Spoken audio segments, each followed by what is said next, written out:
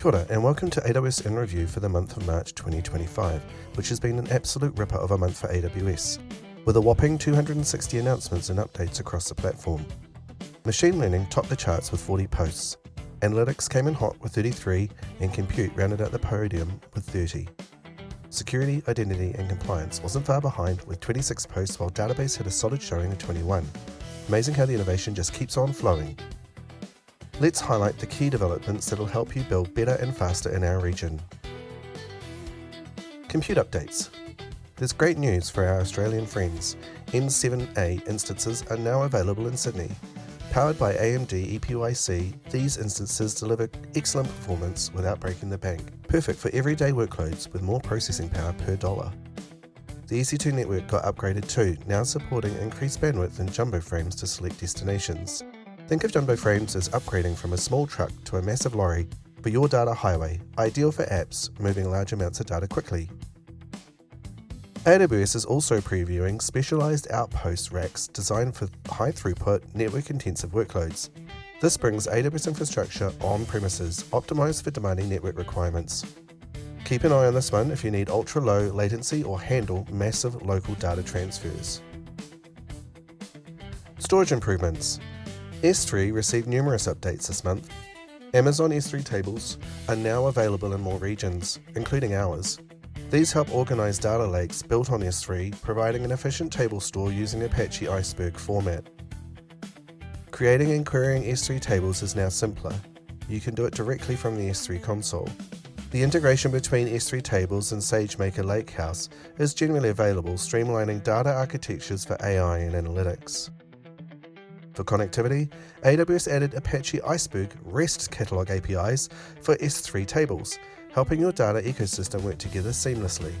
There's also a 35% price reduction for S3 object tagging, significant savings if you're tagging millions or billions of objects. Amazon S3 Access grants simplifies authentication when using both IAM and external identity providers like Okta or Azure AD.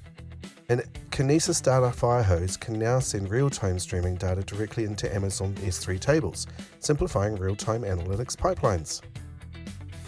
AWS Backup now offers logically air-gapped vault support for Amazon FSx while providing additional protection against ransomware through isolated copies.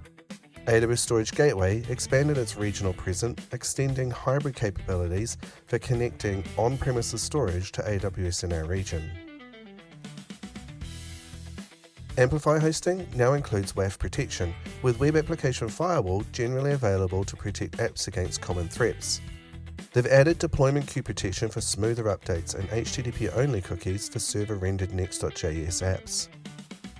Code Build receives several improvements: custom cache keys for S3 caching, support for organization-level GitHub self-hosted runners, and non-container builds in on-demand fleets. And it now supports Node 22, Python 3.13, Go 1.23, and macOS 15.2.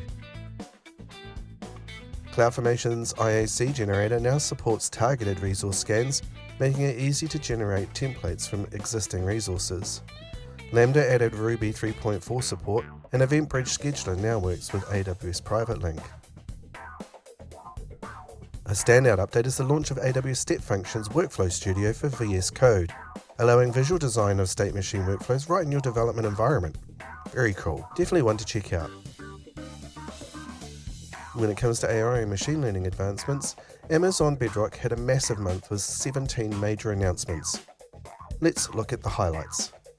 Bedrock expanded its regional availability, launching in Europe, Milan, Spain, Stockholm, and extending flows and prompt management to AWS GovCloud. This brings these powerful AI tools closer to more global users. Several features reached general availability, including image content filters for guardrails, RAG evaluation, and the LLM as a judge model evaluation. Bedrock Knowledge Bases now supports both GraphRag and Amazon OpenSearch Managed Cluster for vector storage, making your AI applications more powerful and flexible. On the model front, Meta's Llama 3.2 models are now available for fine-tuning in Bedrock, and DeepSeek R1 is available fully managed. For speed improvements, there's latency-optimized inference for the Amazon Nova Pro Foundation model.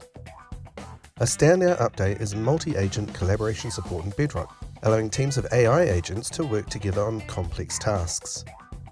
Amazon Q made significant strides too, with Amazon Q Business expanding to Asia Pacific, Sydney, and Ireland regions. Q Business now supports insights from audio and video data and integrates with Microsoft 365 for Word and Outlook. The Q Business browser extension also received important upgrades. And for developers, Q Developer is now generally available in SageMaker Canvas, making AI-assisted development more accessible.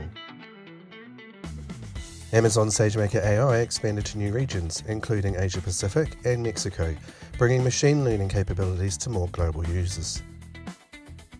So March 2025 brought performance improvements, security enhancements, and wider regional availability across Australia and New Zealand.